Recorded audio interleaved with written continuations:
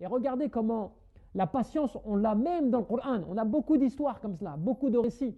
Quand tu vois que Yaqub alayhi salam, il a patienté lorsque ses fils sont venus lui annoncer que Yusuf alayhi salam avait été mangé par le loup, ce qui n'était pas vrai.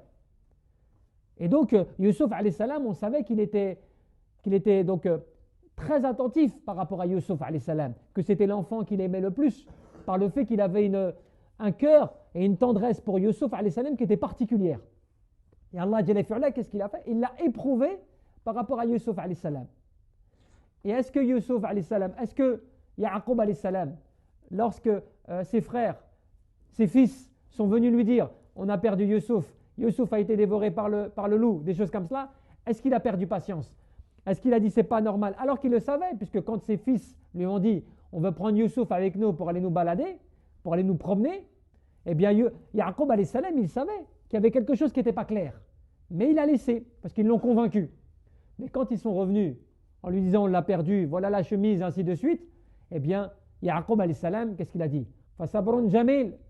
Voilà maintenant une preuve, une belle patience dont il faut faire preuve. Wallahu musta'an ala ma tasifun. Et je recherche protection auprès d'Allah contre ce que vous avez fait ou réalisé. Cela nous renvoie à quoi?